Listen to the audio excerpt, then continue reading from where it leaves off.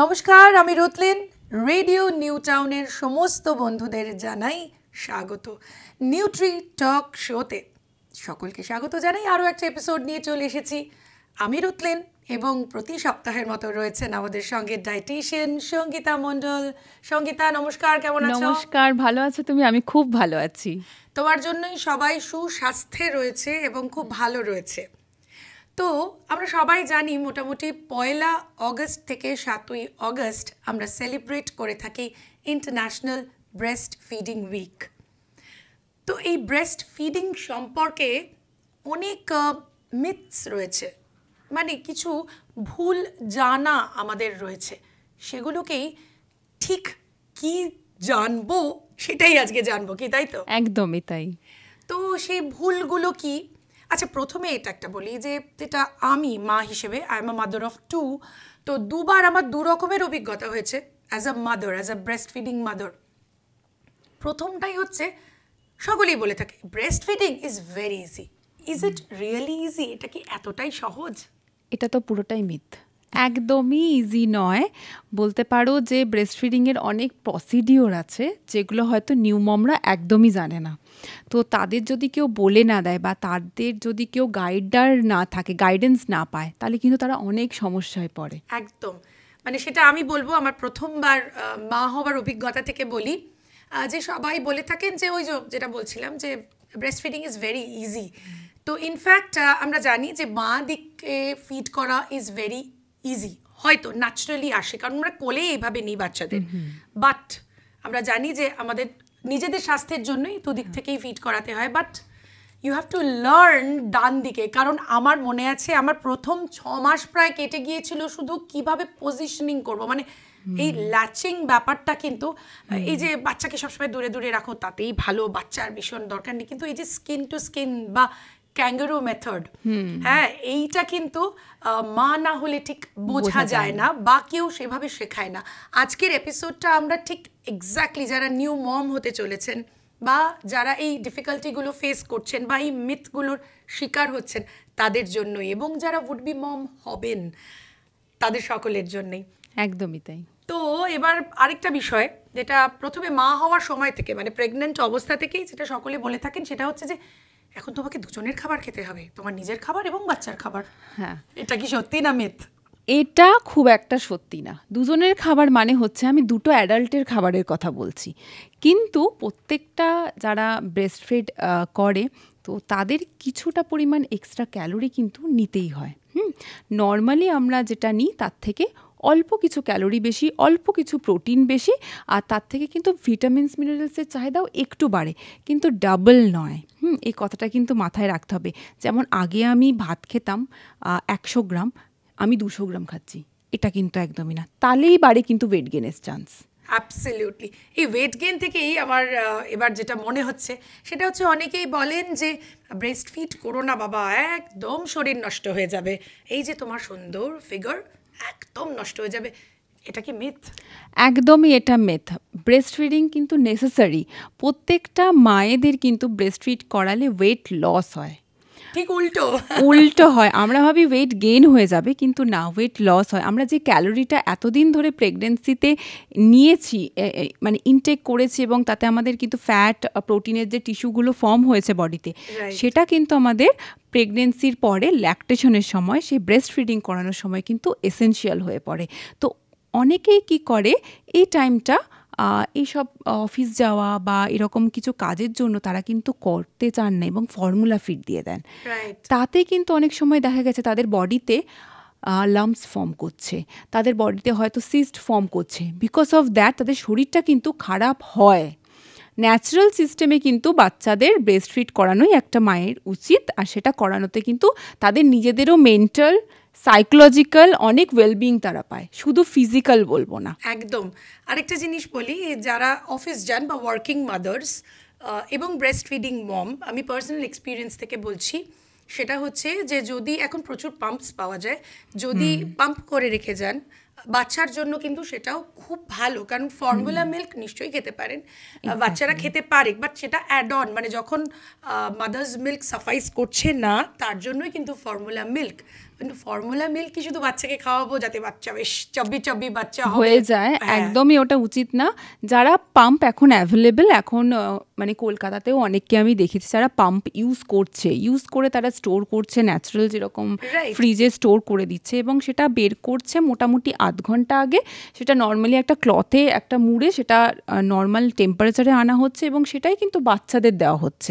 তো এটা দেওয়াটাই বেটার। অনেকে ভাবে যে ফর্মুলা ফিড খাওয়ানোটা ব্রেস্ট মিল্কের থেকেও বেশি নাকি দরকারি, ভালো, মানে ওটাতেই বেশি দেওয়া আছে, কিন্তু না, আপনার বডিতে যে মিল্কটা প্রডিউস হচ্ছে আমাদের ব্লাড থেকেই ওটা মিল্কটা আমাদের প্রডিউস হয়, তো আপনাদের ব্লাডে আপনার পুরো ক্যালোরিটা ট্রান্সফর্ম হয়ে মিল্কে ট্রান্সফর্ম হচ্ছে। তো এটা কিন্তু অনেক বেশি বেটার। এর মধ্যে কিন্তু এনজাইম থাকে, এর মধ্যে অ্যান্টিবায়োটিক থাকে। এই যে অনেকে দেখবে যারা ফর্মুলা ফিড বেশি খাওয়ায় তারা কিন্তু সর্দি কাশি জ্বর ফ্লু তাদের কিন্তু লেগেই থাকে, কিন্তু যারা ইমিউনিটি বুস্ট সিস্টেমটা কিন্তু খারাপ হয়ে যায়, ইমিউন সিস্টেমটা কিন্তু ডাউন হয়ে যায়। ফর্মুলা ফিডে কিন্তু এতটাও ন্যাচারাল কিছু পাওয়া যায় না, ওটা কিছুটা হলেও প্রসেসড। আমি বলবো যে পরবর্তীকালে যে কিভাবে বাচ্চাদের ফর্মুলা ফিডটা যদি আপনি বাড়িতে তৈরি করে নিতে পারেন।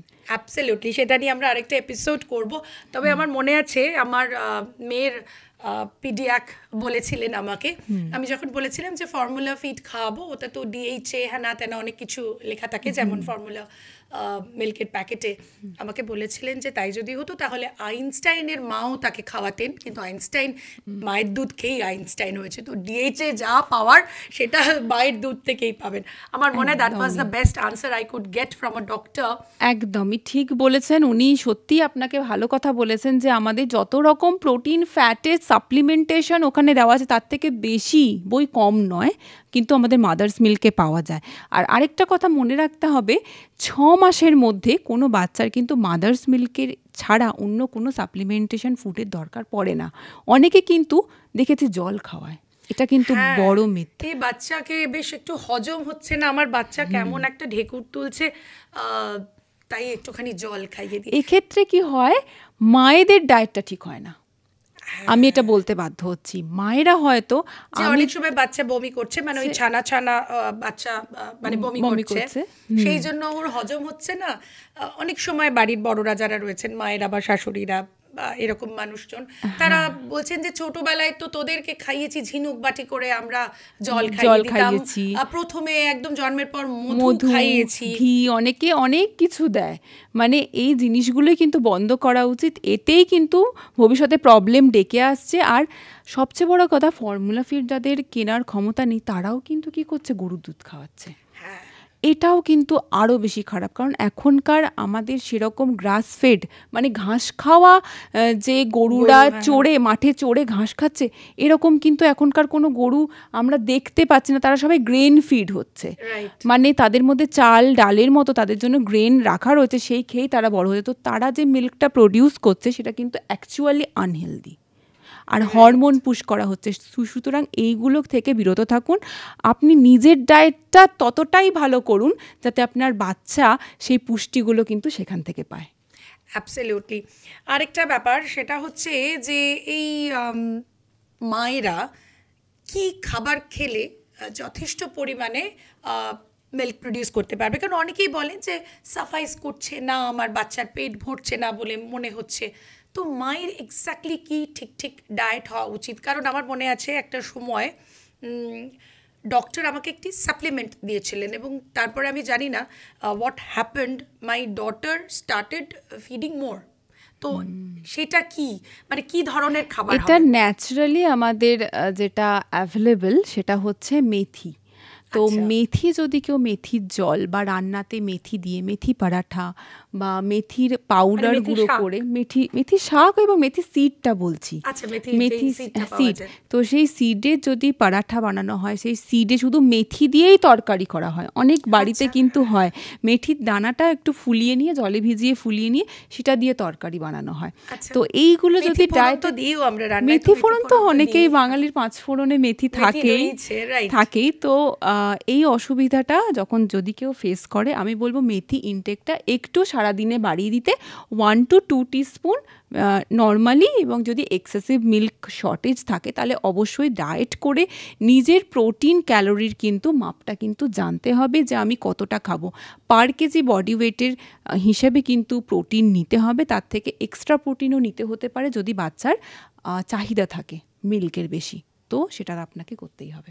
আচ্ছা, ঠিক কত বছর বয়স অবধি তোমার মনে হয় যে মিল্ক ফিড করা উচিত? কারণ অনেক সময় দেখেছি যে মানে ক্লাস 5-এ পড়ে বাচ্চা, তাও মা খাইয়ে যাচ্ছে আর কি। দ্যাট ইজ অলসো হেলদি কি না আনহেলদি? এটা সাইকোলজিক্যালিও আনহেলদি একটা সিস্টেমে থাকা।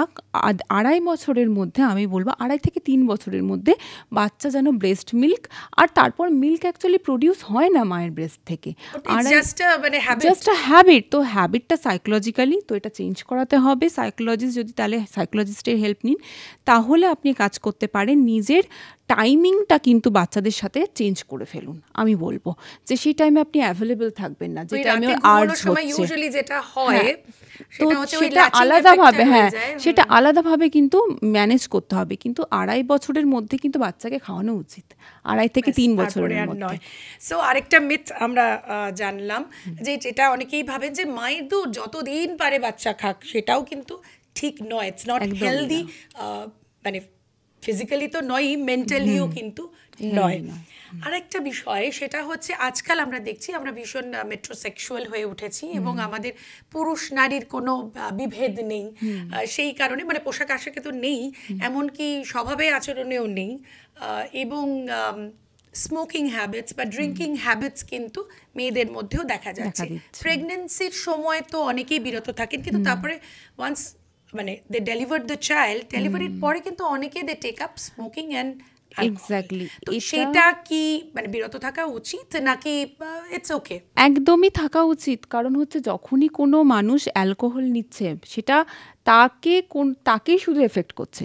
কিন্তু যদি কোনো ল্যাকটেটিং মাদার যারা ব্রেস্ট ফিড করাচ্ছে তারা যদি নিচ্ছে, তখন কি হচ্ছে, বাচ্চার মধ্যে কিছু প্রবলেম দেখা দিচ্ছে। এমনি প্রেগনেন্সির টাইমে নিলে তো প্রিম্যাচুয়ার ডেথ হচ্ছে, এবং আফটার প্রেগনেন্সি যদি ল্যাকটেটিং মাদাররা নিচ্ছে, তখন কিন্তু দেখা যাচ্ছে বাচ্চারা গ্রোথ কিন্তু হচ্ছে না, স্টান্ট হয়ে যাচ্ছে, নানান রকমের ডিজিজ চলে আসছে, যেরকম ব্লাডে তো মিশে যাচ্ছে। এক্স্যাক্টলি। তো বাচ্চাটা কি হচ্ছে, ড্রাউজিনেস হয়েছে, কথা দেরিতে বলছে, লেখাপড়া ঠিক করে মাথায় ঢুকছে না, বা সে প্রপারলি অ্যান্সার করতে পারছে না, তার স্কুলটা দেরি হয়ে যাচ্ছে।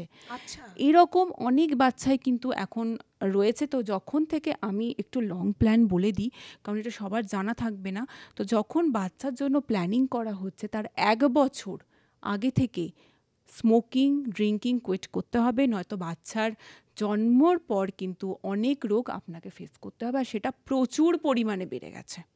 আর বাড়িতেও কোনো স্মোকার, কোনো চেইন স্মোকার যদি বাড়িতে আপনার হাজবেন্ড বা আপনার ফাদার ইন ল যদি থাকে, তাদেরকেও কিন্তু এটা বারণ করতে হবে। প্যাসিভ স্মোকিংও কিন্তু এক্স্যাক্টলি। আর ছোট বাচ্চারা যখন, এটা অন্য টপিকে চলে যাচ্ছে, সেটা আমি যেতে চাইছি না, তো ছোট বাচ্চা যখন জন্মাচ্ছে তার সামনেও কিন্তু স্মোক করা ঠিক না। রাইট। তাহলে মোটামুটি আমরা বুঝলাম যে বেশ কিছু মিথ রয়েছে বা আমাদের কিছু ভুল জানা বা ভুল তথ্য আমাদের মধ্যে ঘোরাফেরা করে, কিন্তু সেগুলোকে আমরা অনেকখানি কাটিয়ে উঠবার চেষ্টা করেছি এবং আগামী দিনেও আমরা বেশ কিছু বিষয়গুলো নিয়ে আরো বিস্তারিতভাবে আলোচনা করব। একদম। তবে যখন সঙ্গীতাকে সঙ্গে পেয়েছি, একটা রেসিপি জানবো না তা তো হয় না। এই ব্রেস্ট ফিডিং মমদের জন্য কি মানে সুষম খাবার তো তুমি মোটামুটি একটা বললে, একটা ব্যালেন্সড ডায়েট, সেটা তুমি বলবে, কিন্তু সুস্বাদু অথচ হেল্পফুল এরকম একটা কিছু বলো। আমি প্রথমেই বলবো যে মায়েদের আরেকটাও মিথ থাকে, যেটা হচ্ছে দুধ খেতে হবে, মানে দুধ তোমাকে খেতে হবে না, তুমি দুধ দেবে কি করে বাচ্চা তোমার, তাহলে এটা কিন্তু খুব একটা, গরু তো দুধ খায় না, তাহলেও দুধ দেয় কি করে? এক্স্যাক্টলি। তো এইটাই আমাদের আজকে অ্যান্সার, যে দুধ খাওয়ার দরকার নেই, যদি কেউ ল্যাকটোজ ইনটলারেন্স থাকে তাদের দুধ খাওয়ার দরকার নেই, কিন্তু প্রয়োজনে কিন্তু প্রোটিনটা নিতে হবে, ক্যালসিয়াম যেটা মায়েদের জন্য খুব দরকার, কারণ দুধ আমরা যেটা প্রডিউস করব তাদের কিন্তু তো সেখানে কিন্তু ক্যালসিয়ামটা থেকে থাকে। তো আমরা কিন্তু ক্যালসিয়ামযুক্ত খাবারগুলো যেরকম শাক সবজি বা অন্য কোনো সিডস যেখানে ক্যালসিয়ামটা বেশি থাকবে সেগুলো কিন্তু আমাদের নিতে হবে। তো প্রথমত কোনো একটা পরাঠা, যদি কোনো ঘি দিয়ে কোনো পরাঠা বানানো হয় তার মধ্যে অবভিয়াসলি কোনো শাক যাতে থাকে। হ্যাঁ, আমি মেথি শাকই বলছি, কারণ এই টাইমে তো মেথি শাকটা দরকার। তো মেথি শাকের পরাঠা, তার মধ্যে একটু ফোড়ন দেওয়া, জাস্ট মেথি ফোড়ন দেওয়া, কোনো নারকোলের একটা ছাঁচ, মানে নারকোলের মানে চাটনি যেটা আমরা কোকোনাট চাটনি যেটা বলি সেইটা, আর তার ওপর কিন্তু ঘি বা বাটার দিতে হবে।